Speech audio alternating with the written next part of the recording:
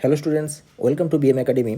দেখো, আজকে আমরা পিরিয়ডিক টেবিলে ডিবিপি 1-এর প্রশ্নগুলো আলোচনা করব। তো সব থেকে প্রথমেই যে প্রশ্নটা আমাদের রয়েছে যে ডি ব্লক মৌলসমূহের সর্ববহিস্থ কক্ষপথের ইলেকট্রন বিন্যাস কোনটা।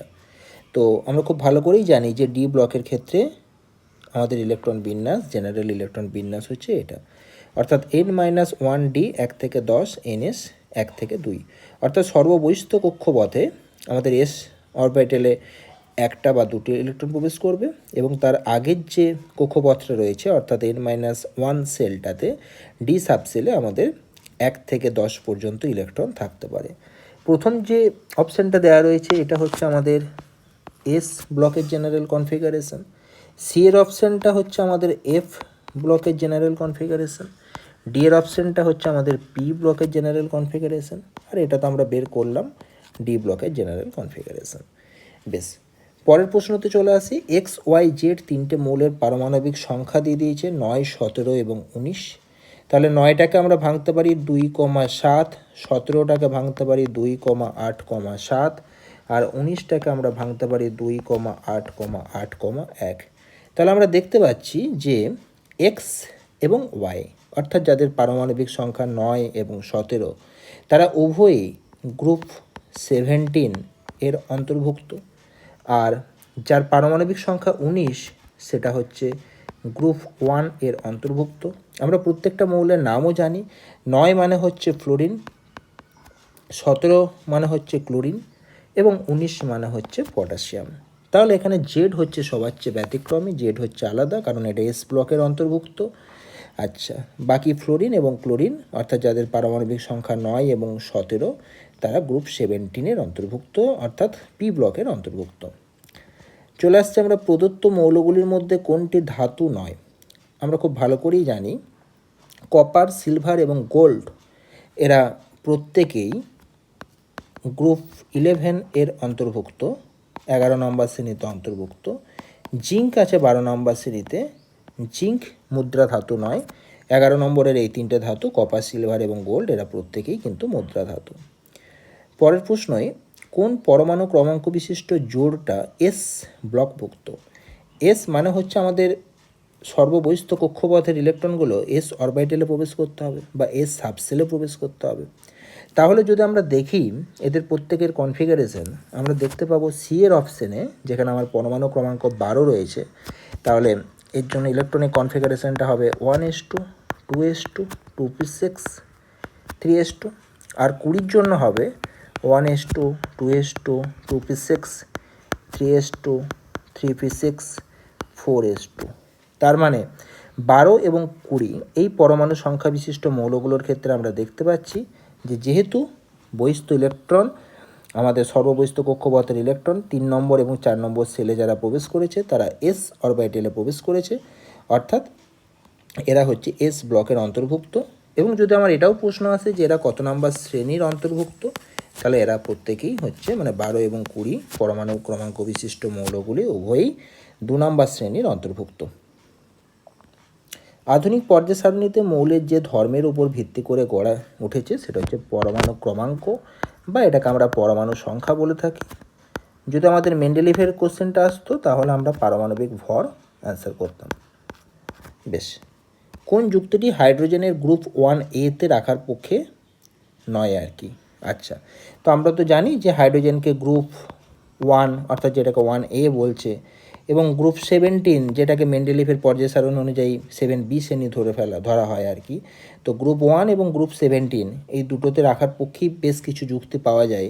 তো প্রথম যে প্রশ্নটা যে HCl দ্রবণের তড়িৎ বিশ্লেষণে ক্যাথোডে হাইড্রোজেন মুক্ত হয়, অর্থাৎ এখানে যেটা আমরা বলতে চাইছি যে হাইড্রোজেন H+ আয়ন উৎপন্ন করে, H+ আয়ন উৎপন্ন করে বলে এই যেটা ক্যাটায়ন হিসেবে উৎপন্ন হয় এবং ক্যাটায়ন ইলেকট্রন গ্রহণ করে ক্যাথোডে আমাদের H রূপে এটা আসে এবং H থেকে আমাদের দুটো H পরমাণু যুক্ত হয়ে এটা H2 রূপে মুক্ত হয়। তো ঠিক আছে, এটা আমাদের গ্রুপ এতে রাখার পক্ষে যুক্তিযুক্ত, কারণ আমরা জানি গ্রুপ এতে মানে 1A-তে অর্থাৎ 1 নম্বর শ্রেণীতে যারা থাকে তারা কার্বোক্যাটায়ন তৈরি করে, ক্যাটায়ন তৈরি করে। আচ্ছা, তাহলে এটা আমাদের ঠিক আছে, ক্যাটায়ন তৈরি করছে।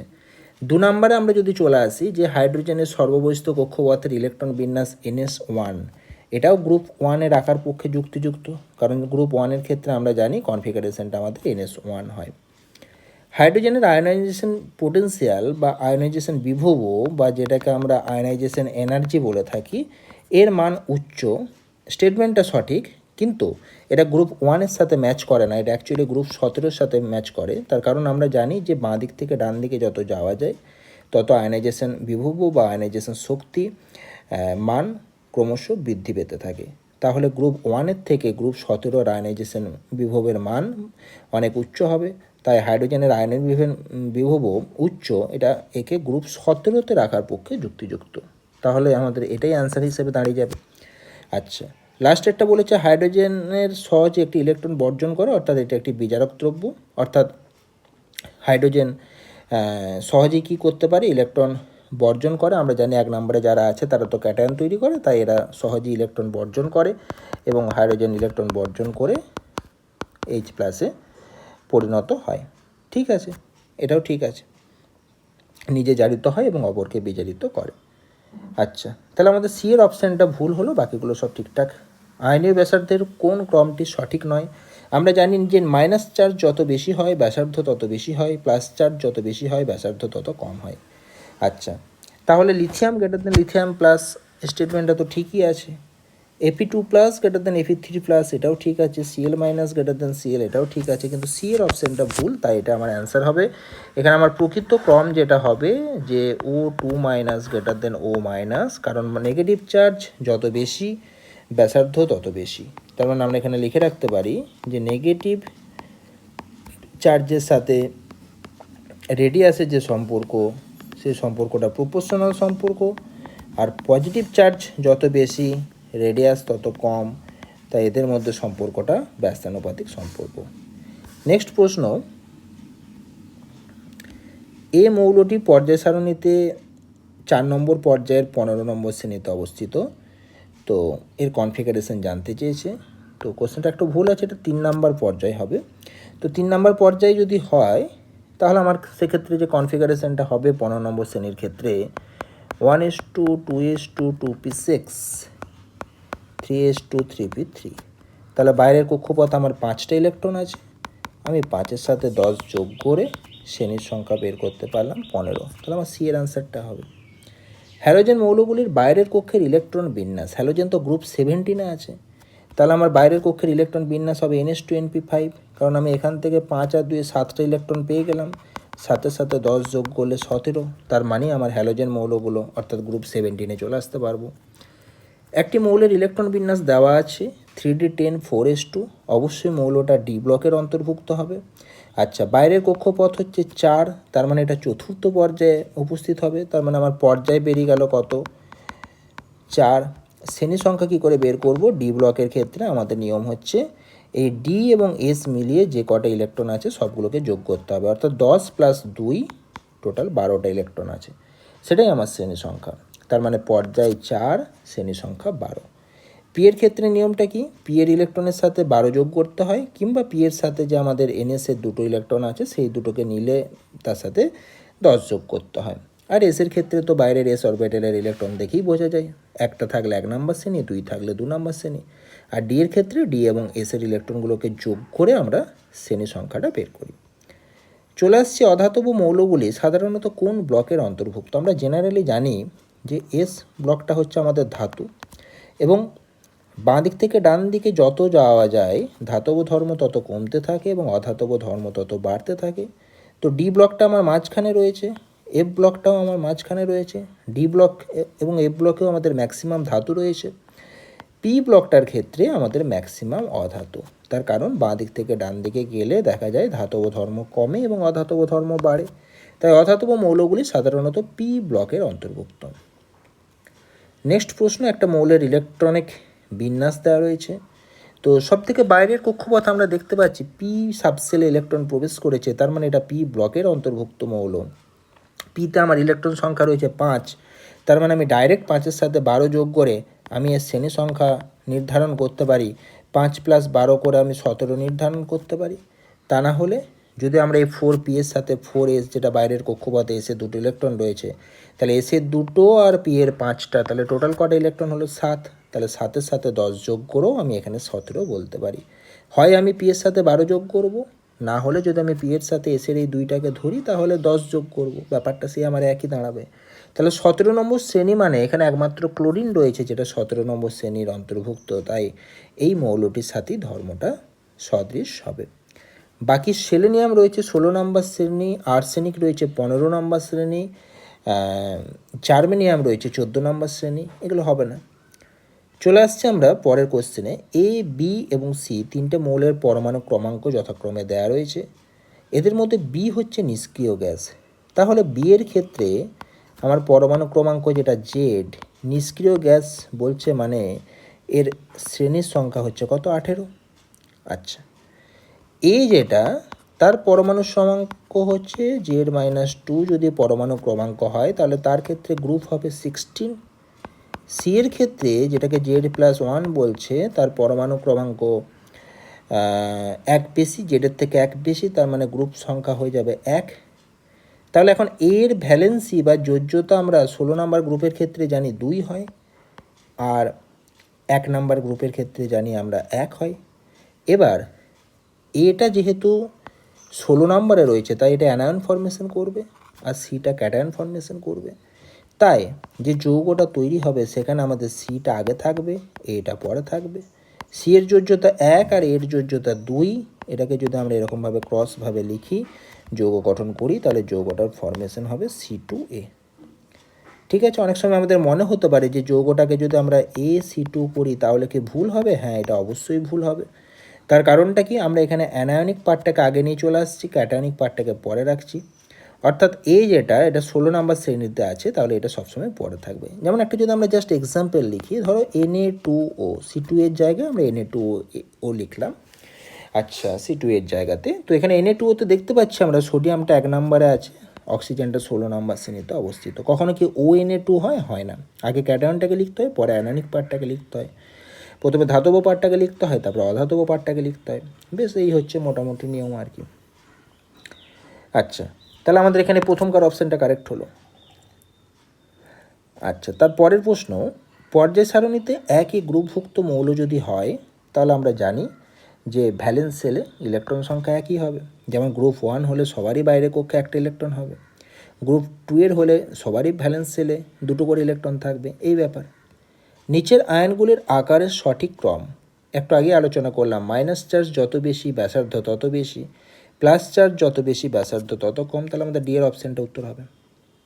নিচের কোন মৌলগুলির পর্যায়গত ধর্ম নয়? কোনটি পর্যায়গত ধর্ম নয়? তেজস্ক্রিয়তা, ক্লাস 10 লেভেল থেকে পড়ে আসছি। আয়নগুলিকে আয়নীয় ব্যাসার্ধের ঊর্ধ্বক্রমে সাজালে কোন ক্রমটি সঠিক হবে? সেম প্রশ্ন, তাহলে আমাদের এখানে সি এরটা অ্যান্সার হবে। ম্যাগনেসিয়াম 2+ সবচেয়ে কম আর N3- সবচেয়ে বেশি। আচ্ছা, নাইট্রোজেন, অক্সিজেন, আর্গন, ফসফরাস এদের মধ্যে কোনটির আয়নাইজেশন শক্তি সর্বোচ্চ? অবশ্যই আর্গনের ক্ষেত্রে হবে। তার কারণ বাঁ দিক থেকে ডান দিকে তো আমাদের আয়নাইজেশন এনার্জি বাড়ে, এবং দেখা যায় যে গ্রুপ 18-এ যে সেটা অত্যাধিক পরিমাণে বেড়ে যায়। তার কারণ একটাই, যে এটা ফুলফিল্ড হয়ে আছে, অক্টেট ফুলফিল্ড হয়ে আছে, স্টেবল হয়ে আছে, অক্টেট ফুলফিল্ড হয়ে আছে, অষ্টক পূর্তি ঘটেছে। ফলে এখান থেকে ইলেকট্রন বের করতে গেলে প্রচুর পরিমাণ শক্তি লাগবে, অনেক বেশি পরিমাণ শক্তি লাগবে। তাই গ্রুপ 18-এর কোনো এলিমেন্ট থাকলে তার আয়নাইজেশন এনার্জি হবে বাকিদের থেকে অনেক বেশি। পরের প্রশ্নে চলে আসি। একই রকমভাবে দেখো, এখানে একটা গ্রুপ 18-এর এলিমেন্ট আমরা পেয়েছি। তাহলে গ্রুপ 18-এর এলিমেন্ট রয়েছে আমাদের এখানে আর্গন রয়েছে। আচ্ছা, ঠিক তার আগে গ্রুপ 16-এর দেখো এলিমেন্ট রয়েছে সালফার, সালফারের নিচে থাকে সেলেনিয়াম। সালফার আর আর্গন একই পর্যায়ে অবস্থিত। আচ্ছা, আর কি রয়েছে? আমাদের গ্রুপ 2-এর ক্ষেত্রে রয়েছে আমাদের ক্যালসিয়াম, যেটা আমাদের এই সেলেনিয়ামের যে সারিটা সেটাতে অবস্থিত, অর্থাৎ সালফারের নিচের সারিতে ক্যালসিয়াম আছে, তার নিচে আবার আছে বেরিয়াম।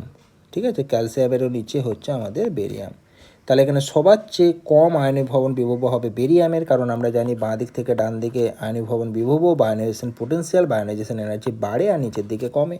তাহলে এই যে বেরিয়ামটা রয়েছে, বেরিয়ামের সবার চেয়ে কম হবে, তার থেকে একটু বেশি হবে ক্যালসিয়াম, তার থেকে বেশি হবে গ্রুপ 16-এর এই সেলেনিয়াম, তার থেকে বেশি হবে সালফার, সবার চেয়ে বেশি হবে আর্গন। তাহলে সি এর অ্যান্সারটা আমাদের অ্যান্সার হলো। প্রদত্ত কোন মৌলের আয়নীভবন বিভব সর্বোচ্চ? একই রকম টাইপের প্রশ্ন। আমার কি কি আছে? কার্বন আছে, নাইট্রোজেন আছে, অক্সিজেন আছে, ফ্লোরিন আছে। আমরা জানি বাঁ দিক থেকে ডান দিকে আয়নীয় ভবন বিভব বাড়ে আর নিচের দিকে কমে।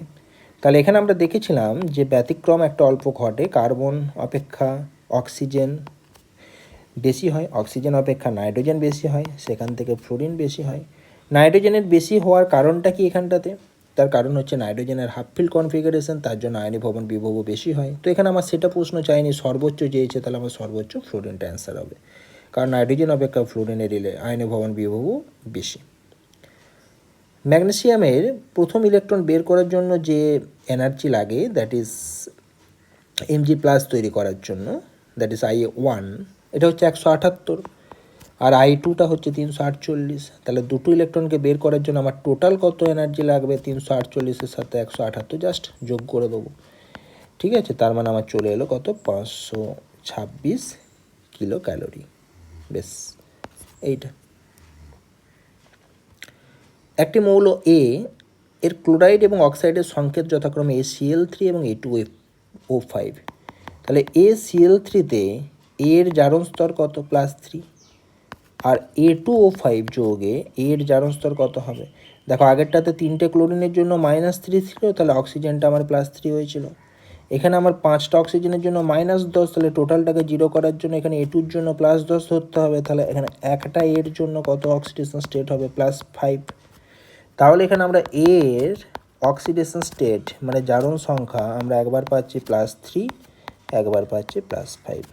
একমাত্র গ্রুপ 15-এর ক্ষেত্রে এই জারণ স্তর দুটো দেখা যায়, কারণ বাইরের কক্ষপথে এদের 5টা ইলেকট্রন থাকে, এদের কনফিগারেশন NH2NP3 NH2NP3 হওয়ার কারণে এদের কখনো কখনো টোটাল NS এবং NPর ইলেকট্রন বেরিয়ে গেলে 5টা ইলেকট্রন বেরিয়ে যায়, তখন +5 অক্সিডেশন স্টেট হয়।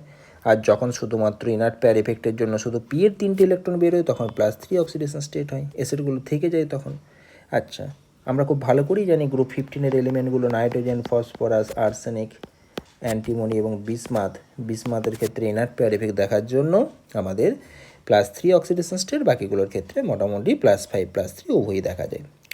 যাই হোক, পরের প্রশ্নতে চলে আসে আমরা। ক্লোরিনের সমযোজী ব্যাসার্ধ, আমাদের ক্লোরিনের যে বন্ড হয়, এরকম যে সমযোজী বন্ধন হয়, দুটো ক্লোরিনের যে কেন্দ্রীয় পরমাণুর যে দুটো নিউক্লিয়াস, সেই নিউক্লিয়াসের মধ্যে যে distance between Cl to Cl/2, এটা কি বলা হচ্ছে? আমাদের সমযোজী ব্যাসার্ধ। তাহলে বন্ধন দৈর্ঘ্যের অর্ধেক করে দিলাম আমরা।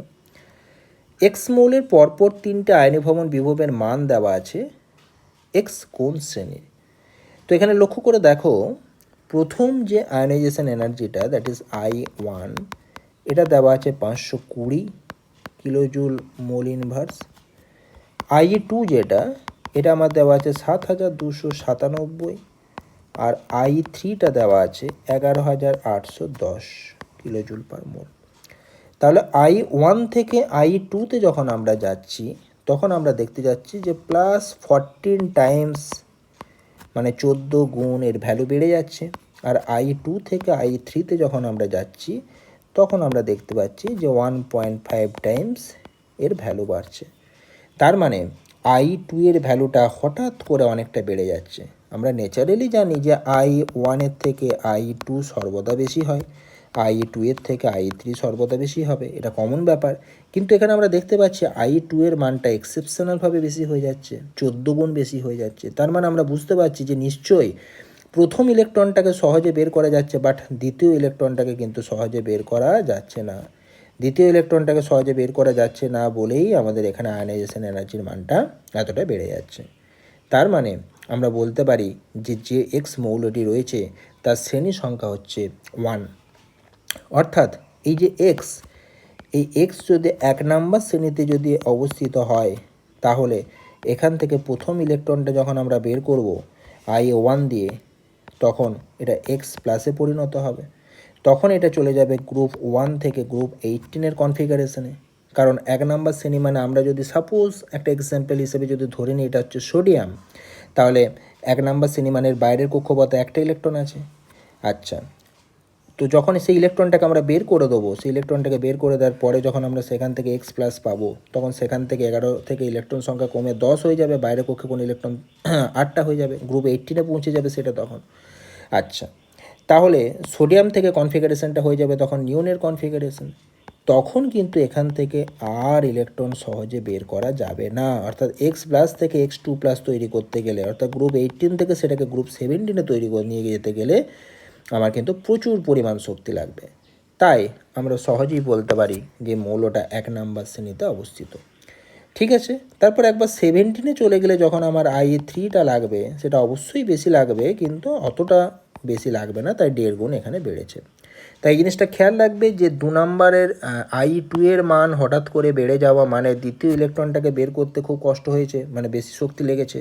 তার মানে প্রথম ইলেকট্রনটা সহজে বেরিয়ে গেছে, তারপরে দ্বিতীয়টাকে আর বের করা যাচ্ছে না। তার মানে নিশ্চয়ই ওটা গ্রুপ 1-এ অবস্থিত, তাই প্রথম ইলেকট্রনটাকে সহজে বার করতে পেরেছি। প্রথমটাকে বের করার পরই ওটা গ্রুপ 18-এ চলে গেছে। গ্রুপ 18-এ চলে যাওয়ার জন্য আর বের করা যাচ্ছে না। Ie2টা আমার এরকম পরিমাণ এক্সেপশনালি হাই হয়ে গেছে। যদি আমার Ie3টা এক্সেপশনালি হাই হতো কোনো কারণে, তার মানে আমরা বুঝতাম কি দুটো ইলেকট্রনকে সহজে বার করতে পেরেছি, 3 নম্বর ইলেকট্রনটাকে আর বের করতে পারছি না। 3 নম্বরটাকে বের করতে পারছি না মানে হচ্ছে সেই মৌলটা তখন 2 নম্বর শ্রেণীতে অবস্থিত হবে। তাই দুটো ইলেকট্রনকে সহজে বের করার পরে মৌলটা 18-তে চলে গেছে ঘুরে 2 নম্বর শ্রেণী থেকে। তাহলে 18-তে চলে গেছে মানে গ্রুপ 18-এ চলে গেছে বলে 3 নম্বর ইলেকট্রনটাকে আর আমরা বের করতে পারছি না। তাই শর্টকাট বা সহজ পদ্ধতিতে এটা কখনোই মনে রাখবে যে Ie2 যদি আমার এক্সেপশনালি হাই হয় তাহলে তার যে মৌলটা আছে তার গ্রুপ সংখ্যা হবে 1, আর Ie3 যদি এক্সেপশনালি হাই হয় তাহলে তার গ্রুপ সংখ্যা হবে 2। মোটামুটি এই দুটোর মধ্যেই প্রশ্ন হিসেবে আমাদের আসে আর কি। বেশ, ক্লোরিনের সমযোজী ব্যাসার্ধ, এই প্রশ্নটাতেই মাত্রই হলো প্রথম অপশান। আচ্ছা, তারপরেরটা তো হলো, এটা 1 নাম্বারটা।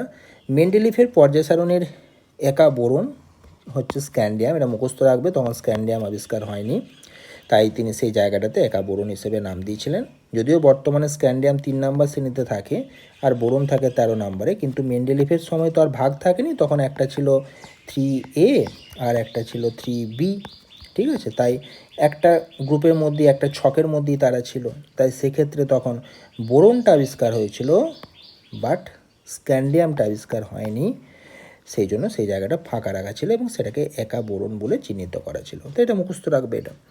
আচ্ছা, নেক্সট হচ্ছে ইলেকট্রনিক বিন্যাস দেওয়া আছে, দেখেই বুঝতে পারছি যেটা আমাদের ডি ব্লকের এলিমেন্ট, কারণ ডিতে ইলেকট্রন প্রবেশ করেছে।